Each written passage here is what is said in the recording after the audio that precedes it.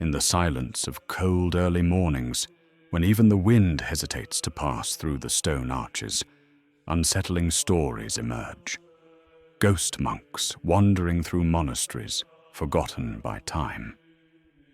These ghost monks in monasteries aren't just legends. They appear when the night deepens and the prayers fade. Their presence doesn't scream, it waits. And when it arrives, ancient walls begin to whisper hidden truths. With each step through the deserted galleries, the viewer is invited on a journey where faith meets mystery. And on this channel, where the visible is just the surface, the invisible whispers secrets. If you believe ancient buildings might hold more than just history, hit like and subscribe now. Here, every echo could be a whisper from beyond. But why monasteries specifically? What is it about these sacred spaces that draws such particular presences? Aren't they just stone monuments built for prayer? Or is there, behind columns and stained glass, an architecture that traps what was never forgiven? This episode dives deep into the apparitions of spectral monks, the forgotten symbols carved into stone, and the unspoken confessions still echoing through the cloisters. And to begin, we follow the sound of invisible chains dragging through the night. It's the sign of what's coming next, where silence itself begins to speak. Get ready to hear the echoes in the walls. There are stories passed down through generations, whispered between old priests and curious pilgrims. Tales that repeat with such specific details they're scary in their precision. A silent monk crossing the cloister at midnight, steady footsteps on cold stone, when no one else is around. Across Europe, sightings of these ghost monks in monasteries follow patterns too consistent to ignore. Some witnesses report hearing Latin chants from empty chapels. Others describe chains dragging alone.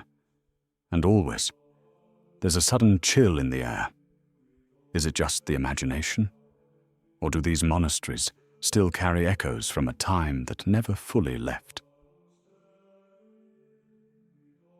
The walls of these places seem to absorb more than just the sound of prayer. They hold what was never said, regrets swallowed down, guilt that never found forgiveness. Maybe that's why, when the world sleeps and the sacred goes quiet, these presences return. But why do they return? What do they want? Are they retracing the same paths, not by choice, but out of duty?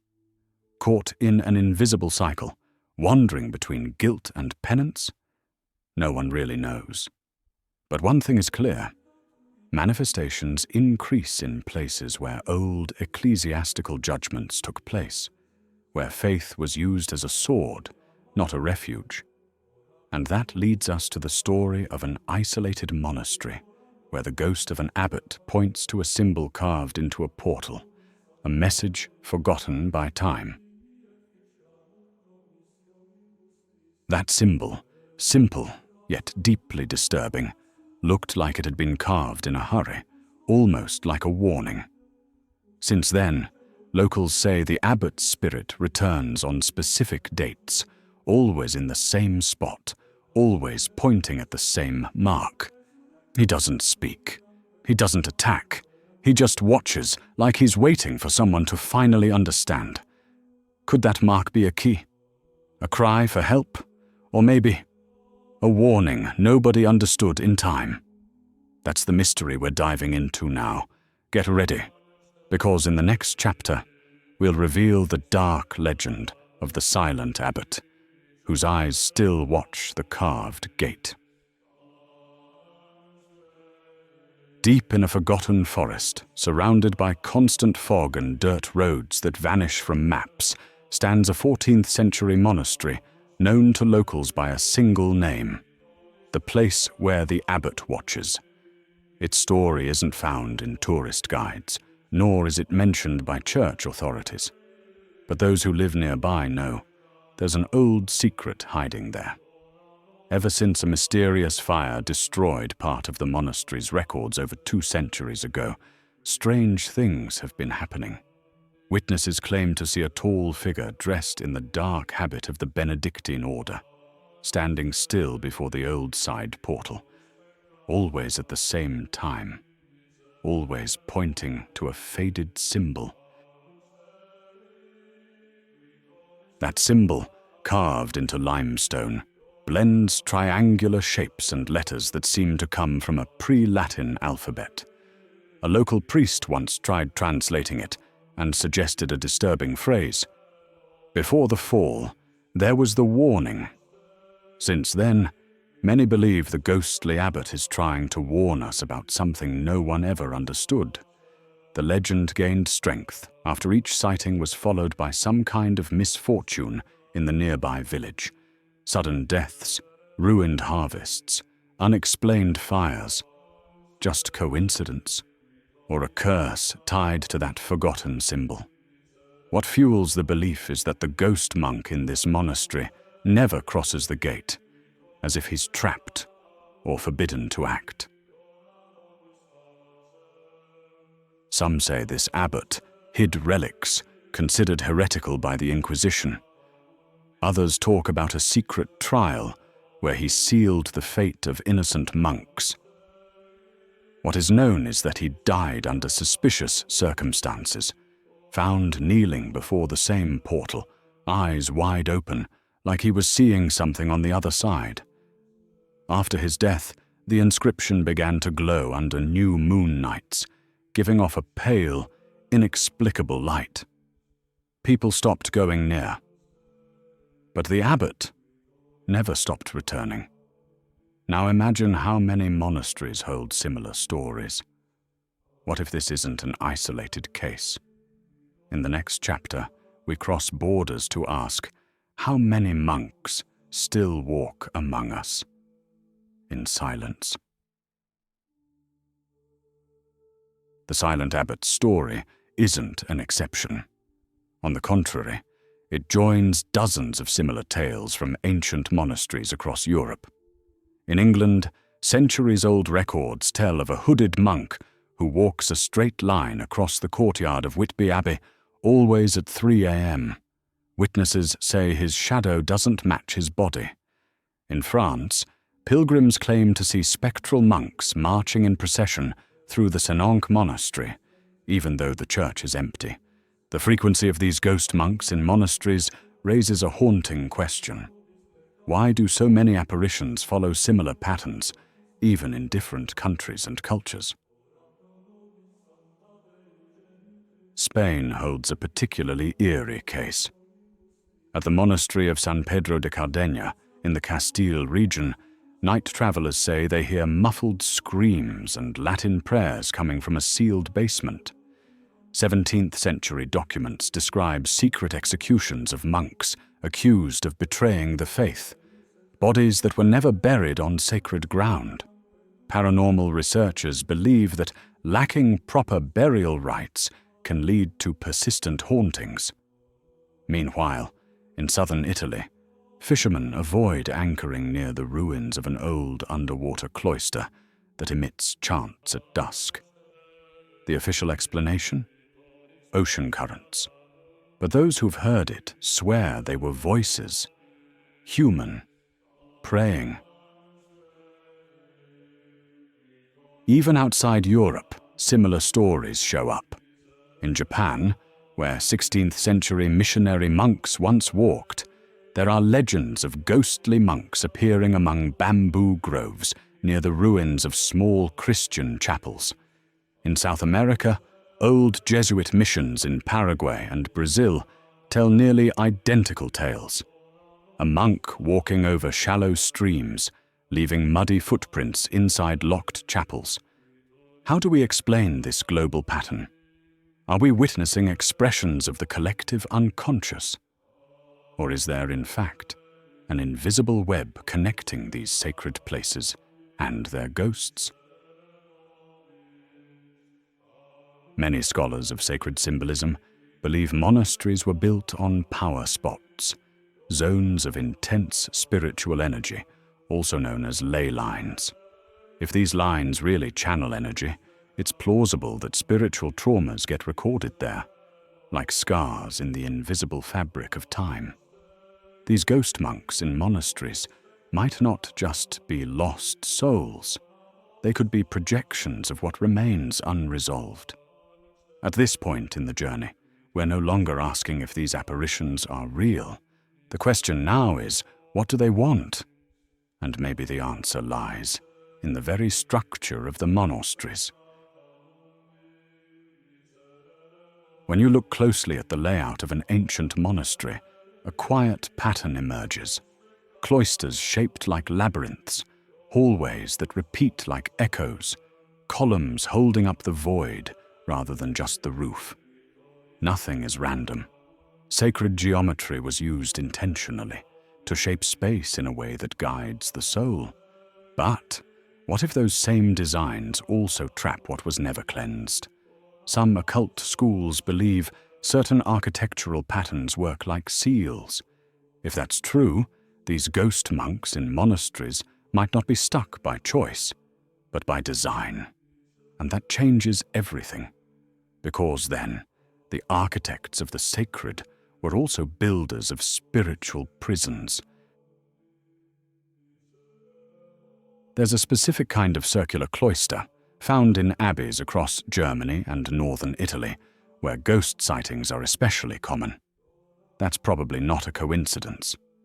According to ancient Hermetic teachings, that shape creates a resonance field, a kind of vibrational mirror that traps certain spiritual states. Monks who died feeling guilt, doubt, or rebellion might not have been able to move on, because the space itself won't let go. Architecture stops being just shelter. It becomes an invisible trap, a stone prison where time stands still and the soul can't depart. And what if, on top of that, hidden objects are powering these fields? In many of these monasteries, there are reports of sealed rooms, chapels never opened to the public, and areas forgotten on internal maps. What's behind those locked doors? Why are certain places permanently closed, even during renovations? Some researchers believe that under the guise of historical preservation, the church keeps relics hidden that were never meant to be touched. The next chapter takes us into these hidden chambers, where cursed relics, traces of ancient cults, and symbolic gateways can still be found. Get ready to descend, one level deeper. In monasteries over 1,000 years old, there are rooms where the dust feels older than time itself. Locked chambers, underground sections erased from official blueprints, crypts where historical records just stop, not out of forgetfulness, but by choice. In these places, according to anonymous sources, rest relics that have never been shown to the public. They aren't just fragments of saints or old crosses. They're objects wrapped in layers of mystery and fear. Relics that supposedly affect the behavior of those who get too close. A ring covered in unknown inscriptions, a book with no title, whose pages seem to shift with the light. And around them, ghost sightings grow more frequent. Could these ghost monks in monasteries be guardians of these artifacts? There are accounts found in old monks' letters about silent midnight rituals meant to contain what cannot be destroyed. No one knows whether these ceremonies were Christian or mixed with more ancient knowledge. But what we do know is that after these rituals, entire wings of monasteries were sealed. In many cases, the monks who took part disappeared voluntarily into lifelong vows of silence, or were declared spiritually dead. One chilling case happened at the Camaldoli Monastery in Italy, where 7 monks were buried without funeral rites after opening a coffin with no origin. Since then, metallic sounds have echoed from beneath the floor, even after renovations. What did they release? Some independent scholars believe these relics weren't made, they were found. fragments of a knowledge that predates Christianity, absorbed into church holdings either out of necessity or fear.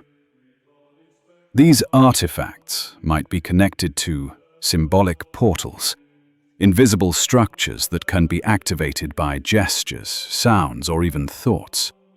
Monks who dealt with them knew something was watching back. Many went mad, others vanished, and some returned, changed.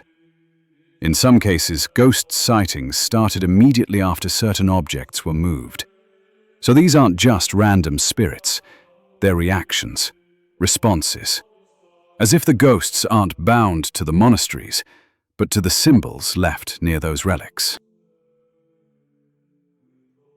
Symbols that often appear carved into stone, painted on stained glass, or even etched into old bells.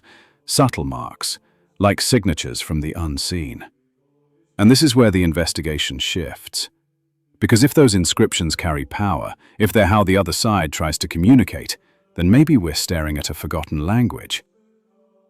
In the next chapter, we'll explore the markings the dead left behind on the walls, and we'll try to figure out what exactly they're trying to say.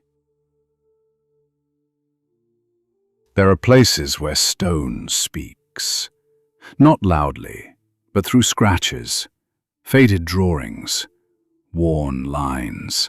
Most visitors pass by these marks without noticing.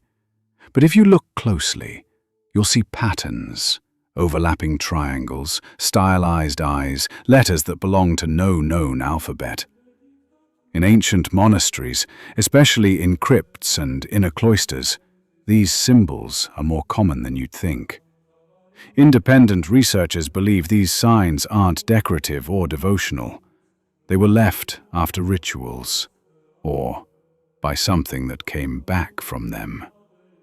A voiceless spectre may very well use stone as its form of expression, and these ghost monks in monasteries might be telling us they haven't finished what they started. One symbol that shows up in at least 5 studied monasteries is a circle split down the middle by a twisted line. In some places, it appears next to an image of a monk with his eyes covered. In others, it's paired with messy Latin inscriptions, like whoever wrote them didn't fully understand the language. There's a report of a researcher who tried to replicate the symbol in a lab and ended up dizzy, hearing whispers. He abandoned the project days later. Could these markings be a vibrational language, a primitive form of symbolic magic, or maybe just emotional outbursts from the invisible? A desperate attempt to break through the barrier between worlds.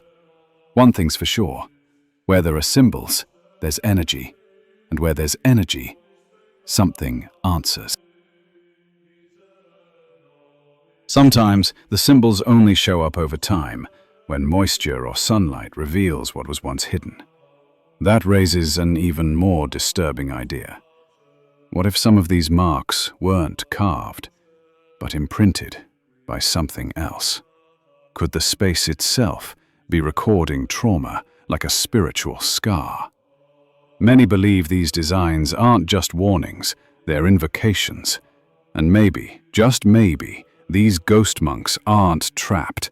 They're being summoned, triggered by symbols that still carry the memory of ritual. In the next chapter, we'll explore this idea, ghosts that return not by choice, but because of guilt. What if these ghost monks in monasteries aren't vengeful spirits, but penitents? The echo of something that couldn't be redeemed in life. Many of the stories we've looked at follow the same pattern. The ghosts don't speak, don't attack, don't stray from their paths. They repeat. Paths, gestures, fates, as if they're stuck, reliving the moment right before the guilt.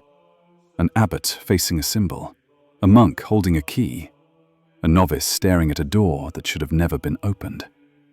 In this light, guilt doesn't leave a memory, it leaves a presence. And these presences don't want revenge, they want confession.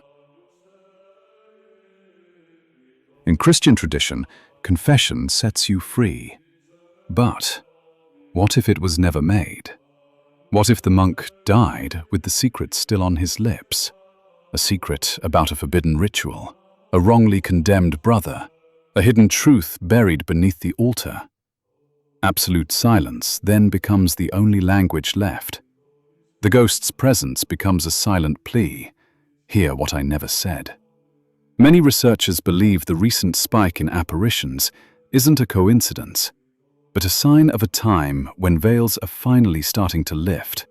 These ghosts don't come back by will. They're pulled back by the urgency of truth. And this truth isn't historical. It's spiritual. A truth that stings, unsettles, confronts. It's not found in books or relics, but in walls, in symbols, in nights when silence feels heavy. And if you've made it this far, it's because you feel it too, even if you don't yet have a name for it. The final chapter will close this journey, but don't expect easy answers. Just like the souls still wandering the cloisters, you too are being asked to look within. Maybe the real lesson from these ghost monks in monasteries isn't in their appearances, but in what's left behind. The emptiness, the silence, the feeling that something was said without words.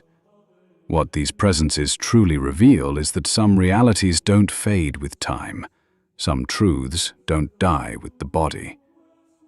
Official history might try to bury, seal, or erase, but where there was pain, where there was injustice or silenced truth, something stays. And it stays not to haunt, but to remind. To remind us that the unseen is part of the story, that the invisible speaks when we're willing to listen. Maybe the real ghost isn't the monk who appears, but the secret that was never revealed. The symbol no one ever cracked. The echo no one dared to follow. And if the halls of old monasteries still hold footsteps, it's not because souls are trapped. It's because we haven't understood the message yet. All that's left now is to watch in silence, to listen and reflect. And if this video spoke to something inside you, something you can't quite explain, drop a comment. Not all silence is empty. If you're drawn to more stories like this, where reality bends and the sacred meets the unexplainable, subscribe now to Vaticano Occulto, because here, even silence has a voice.